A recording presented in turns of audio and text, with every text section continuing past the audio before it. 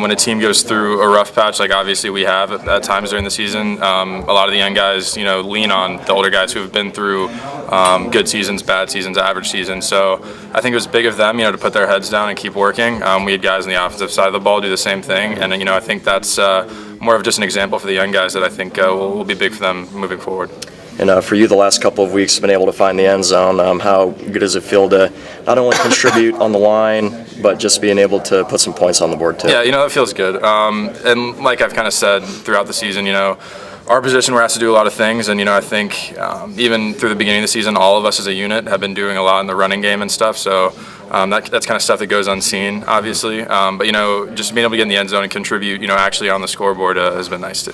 And just lastly, what's Virginia Tech like defensively? What makes them a tough team for you guys Saturday? Yeah, they're an extremely talented team, kind of all over the place defensively. Their defensive scheme is similar to what we've seen in the past with some other teams, especially in the ACC. But their personnel are extremely talented. They do a lot of things, to confuse guys, kind of all over the board on offense. So I think we have to be at our best on Saturday, and we're excited to be able to try to do that. Do you plan on being back next year? Yeah, I haven't even put any thought into anything else, so that's what all I was pointing towards. So, just for you coming back next year and kind of having this year to get reacclimated, get to know back into the offense essentially. Where do you think you can go next year as a fifth-year guy? Yeah, I think like you said, I think we'll just continue to establish a comfort level. I think especially since we'll have some young guys coming in next year. Hopefully I can be a guy who they can lean on as far as learning things, showing them how to come to work every day, things like that. So I think that'll be big. And yeah, like you said, I think we'll just kind of try to keep on the same path we have this year as far as establishing a connection with the quarterbacks and really throughout the entire offense. Although you might not have the same quarterback. Yeah, whichever quarterback it is, right, we'll continue to stay on that trend. Right. Yeah. I was about Mark, about you after the game on Saturday. You guys are roommates? Mark Harrell? Yeah.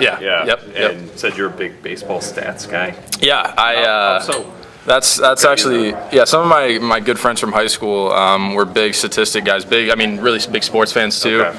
And they followed it pretty closely, so I followed it pretty closely. So yeah, I'm a big Rangers guy, so I try to keep up with it as much as I can. And it sounded like you had some Philadelphia interest too. What was that? Yeah, I'm kind of all over the place as far as loyalties. I get a lot of heat for that.